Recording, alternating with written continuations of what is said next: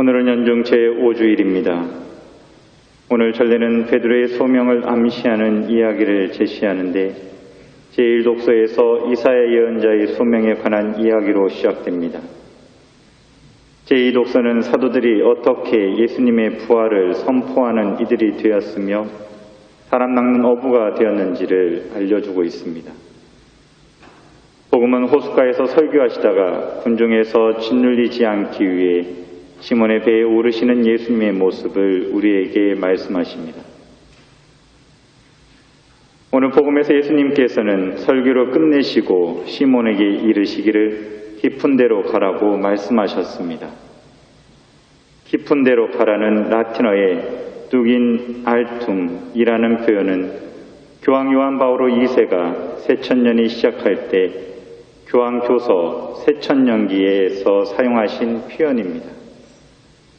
예수님께서는 우리에게 사물의 내면 깊은 곳으로 들어가라고 하시며 적극적이고 대담해지라고 말씀하십니다.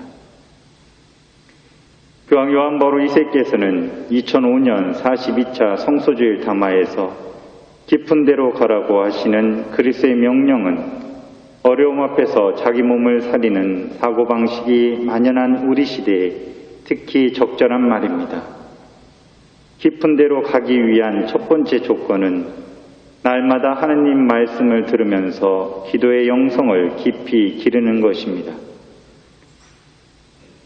그리스도인 생활의 진정성을 재는 척도는 개인 기도의 깊이입니다.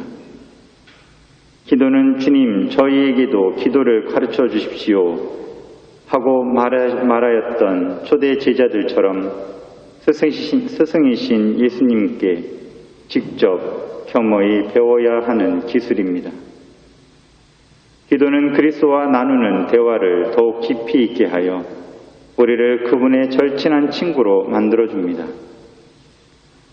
너희가 내 안에 머물러 있으면 나도 너희 안에 머물러 있겠다라고 말씀하셨습니다. 기도를 통하여 그리스도와 관계를 맺음으로써 우리는 아무리 노력해도 소용이 없어 보이는 확실한 실패의 순간에도 그리스도께서 우리와 함께 하신다는 것을 알게 됩니다. 제자들도 똑같은 경험을 했습니다. 그들은 밤새도록 애썼지만 고기를 한 마리도 못 잡았습니다. 바로 이러한 순간에 우리는 풍성한 은총에 마음을 열어 깊은 데로 가서 그물을 치라고 하신 그리스도의 말씀이 그 힘을 온전히 발휘하게 하였습니다. 제가 성소 담당을 한 지 4년이 되어 갑니다. 코로나 이전에는 각 본당, 교구, 청소년국을 다니면서 홍보를 하였습니다. 코로나 이후에는 본당이나 청소년국을 그리고 사람들을 만나기가 어려워졌습니다. 우연찮게 유튜브나 그리고 평화방송을 통해서 언론에게 저희 스톤을 홍보하게 되었습니다. 언론이라는 깊은 곳에 그물을 던져본 겁니다.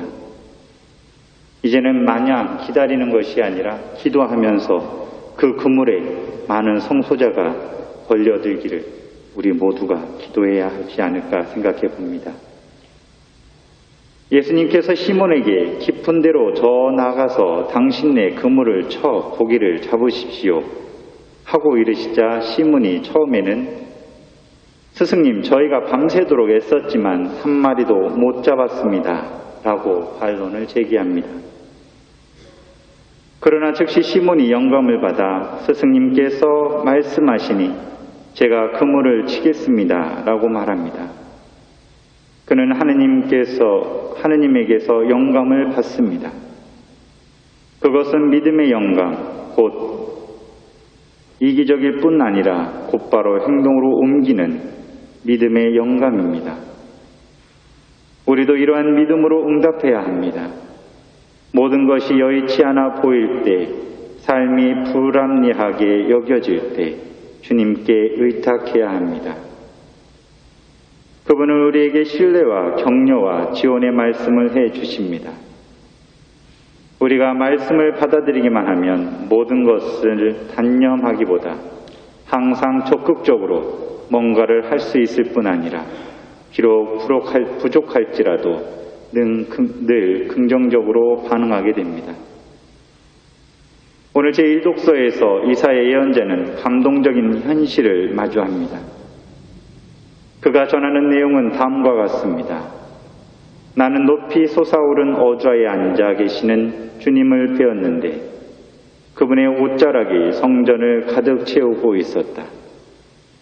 그분 위로는 사람들이 있는데 저마다 날개를 6씩 가지고서 둘로는 얼굴을 가리고 둘로는 팔을 가리고 둘로는 날아다녔다.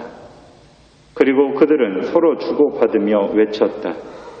거룩하시다, 거룩하시다, 거룩하시다. 만군의 주님, 온 땅에 그분의 영광이 가득하다.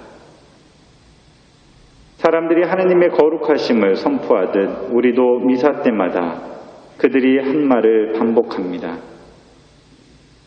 여러분은 어떤 마음 자세로 하고 있습니까?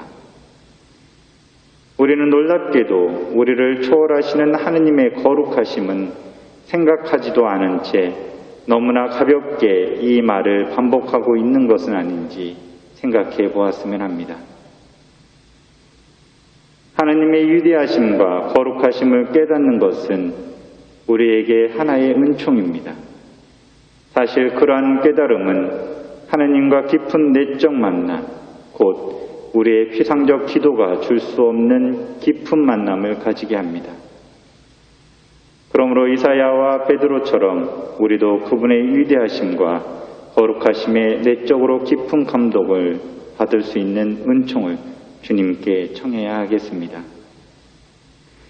아울러 우리는 깊은 데로 가라는 그리스도의 말씀을 실천함으로써 어떤 큰일이든 그리스도와 함께 행하기를 갈망해야 합니다. 또한 우리는 예수님의 부르심에 믿음과 기꺼이 임하려는 마음가짐으로 응답해야 하며 하나님의 권능과 거룩함을 내적으로 깊이 체험해야 합니다. 그렇게 할 때 그리스도를 따른 우리 삶은 실현될 것이며 우리에게 깊은 내적 기쁨을 안겨줄 것입니다. 우리는 여러 가지 방법으로 하나님의 부르심을 받았습니다. 최고의 방법이 있는 것은 아닙니다. 어떤 방법으로 부르심을 받았든지 최선의 삶이 있는 것입니다. 어떤 방법으로 하나님을 찾게 되었든지 삶의 지뢰밭은 항상 있기 마련입니다. 유혹의 달콤함은 가리지 않고 모든 신앙인을 찾아오기 마련입니다. 중요한 것은 오늘 이사야 예언자 베드로와 바오로 사도가 보여주었던 것처럼 겸손함을 가지는 것입니다. 나의 욕심과 교만함을 버릴 줄 알아야 합니다. 왜냐하면 하느님께서는 어떤 방법으로 하느님을 찾았느냐는 묻지 않으시고 우리를 있는 그대로 모습을 사랑하시기 때문입니다. 연중 제5주간을 보내면서 주님의 부르심의 의미 그리고 겸손을 묵상하는 한 주가 되었습니다.